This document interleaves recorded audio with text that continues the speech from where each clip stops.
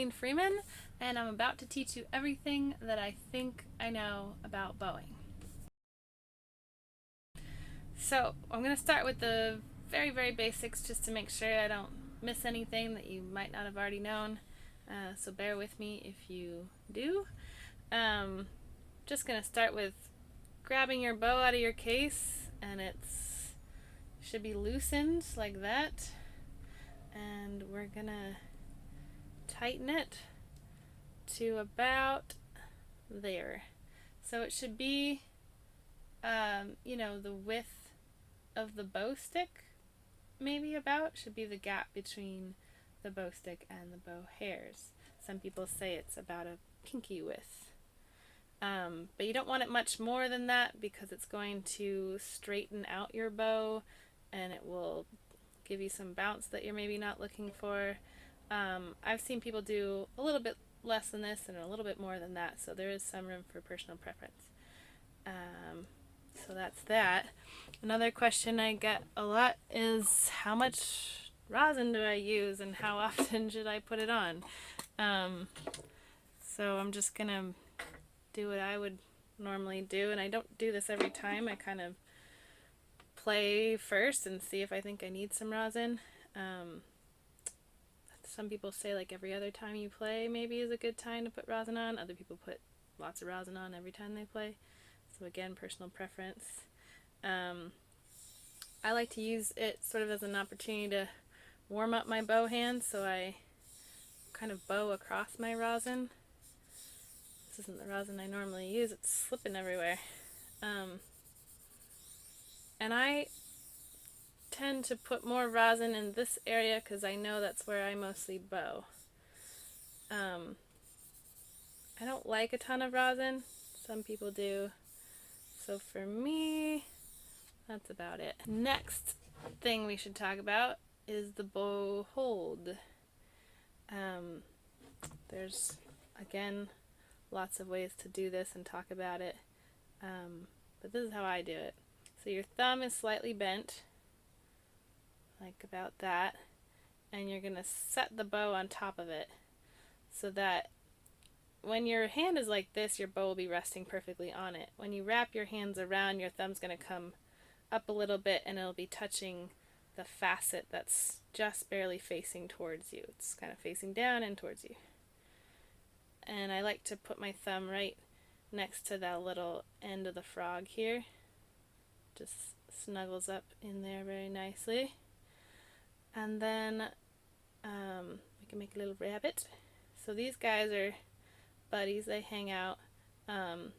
These two fingers, your middle finger and your thumb, have a lot of control. They're mainly what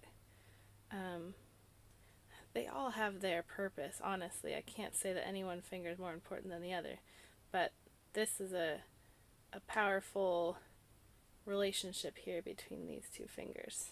I have mine kind of slightly off center, so they're more like this. I don't have them perfectly like that or like that. I have them kind of offset like that.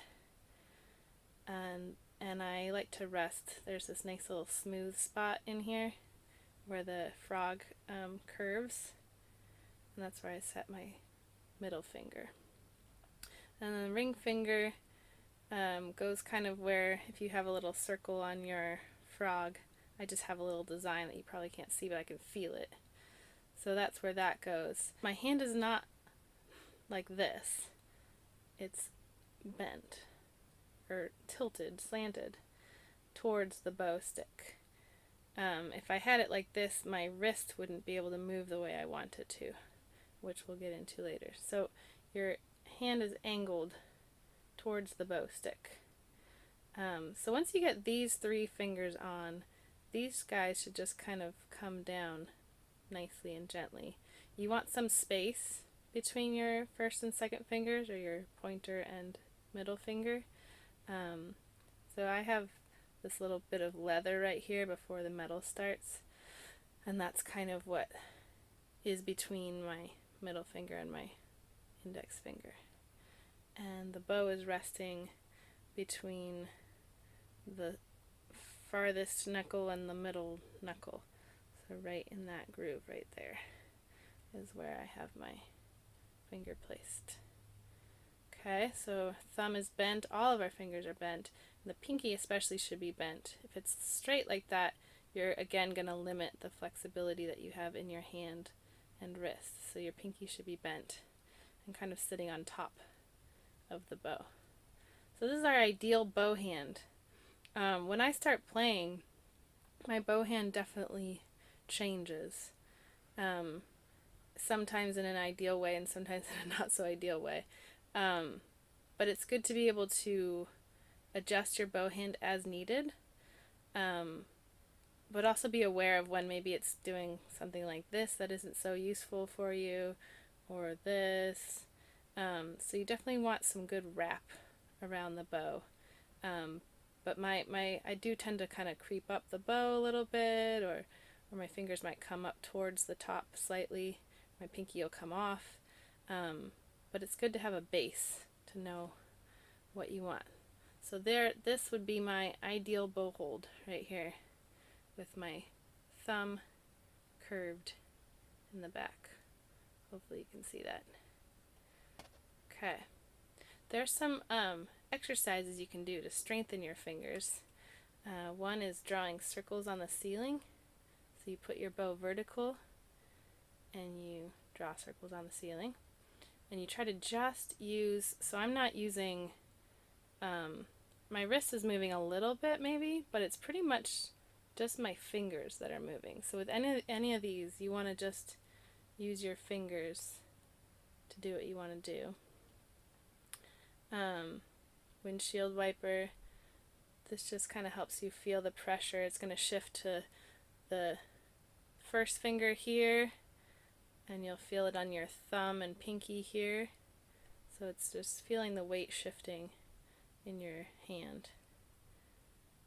And you can use a little pinky workout, using your pinky to lift your bow up and down. And then pinky and kind of all the fingers get involved in this one.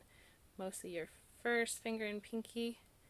So I'm pushing the tip of the bow away from me and towards me, using my fingers. And then these ones I call push-ups. So you're straightening your fingers as much as you can without dropping the bow. So my fingers are not fully straightened. It's kind of like how you don't want to lock your knees, you don't want to lock your knuckles. So you bring them down before don't lock them, but straighten them as far as you can without locking them, and then pull up back into your bow hold. And that you'll feel that in your whole hand. So it's strengthening a bunch of muscles in your hand. And the last one is climbing up the bean pole all the way to the tip. It's much easier to go up than it is to go down. You're keeping your bow hold every time you scrunch your hand up, then you come out of it more or less into your bow hold. You're still keeping that tilt, right, on your hand. And you wiggle your way down all the way to your perfect bow hold. Alright, so there's some exercises, just hand bow hold exercises that you can do to strengthen your hand.